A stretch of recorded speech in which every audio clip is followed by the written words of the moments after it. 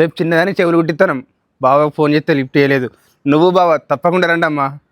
సరే అన్నయ్య. మీ చెల్లెలకి అన్నయ్యకి ఫోన్ చేశారా అండి?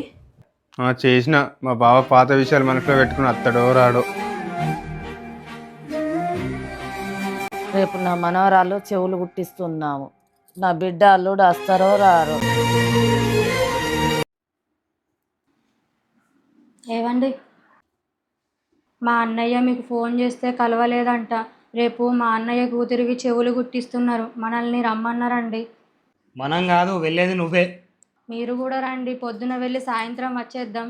ఆ రోజు గొడవలో మీ అన్న నన్ను అన్న మాటలు నువ్వు మర్చిపోయినా నేను ఇంకా మర్చిపోలేదు. నీకు వెళ్ళాలని ఉంటే నువ్వు వెళ్ళు స్వప్న.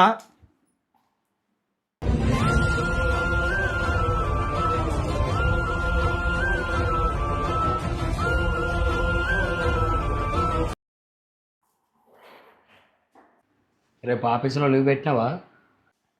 రేపు ఏమున్నదని లీవ్ పెట్టాలి నాన్న? అగో ఏమున్నది అంటవేంద్రా? రేపు నీ బామ్మడిది కూతురు చెవులు కుట్టిస్తలేరా? పనికి మాలని సోపతి రాజుగాని బిడ్డ బర్త్డే అంటే ఒకరోజు లీవ్ పెట్టి తెల్లారక ముందే పోయినావు కదా. నీ బావు కోరే నీ బామ్మడిదికి పోవారా? మీరు కూడా మర్చిపోయారా నాన్న అతను నన్ను అన్న మాటలు?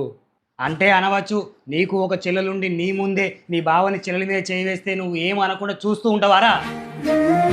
నీ బామ్మడిది నిన్ను కావాలని అన్న మాటలు కాదురా, తన చెల్లెల మీద తనకున్న ప్రేమతో 4 మాటలు అనవచ్చు. అంతేగాని అతనికి వేరే ఉద్దేశం లేదురా.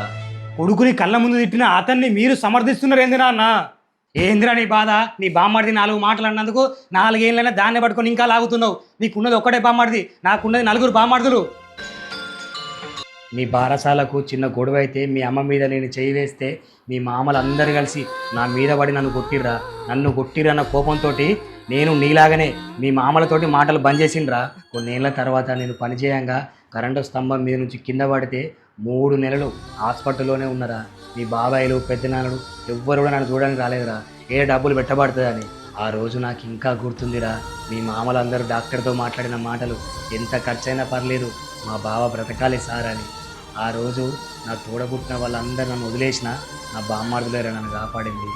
బామ్మాడిది ఎప్పుడు బావ బాగుండాలని కోరుకుంటాడు కానీ చెడిపోవాలని కోరుకోడదా. పాత విషయాలు మర్చిపోయి నా కోసం రేపు కూడలను తోలుకొని ఫంక్షన్కి పోయిరాపోండి బిడ్డ.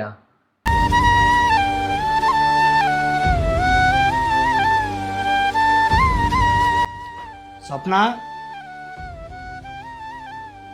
రేపు ఫంక్షన్ అయిన వెంటనే బయలుదేరదాం. అక్కడ నన్ను ఉండమని ఇబ్బంది పెట్టద్దు. బాబా బామ్మార్దుల మధ్య జరిగే గొడవలు చిన్న చిన్న కారణాలకే, కానీ వారి మధ్య దూరం పెద్దది. ఇలా గొడవ పడి దూరంగా ఉన్నవారు వెంటనే కలిసిపోవాలని కోరుకుంటున్నా.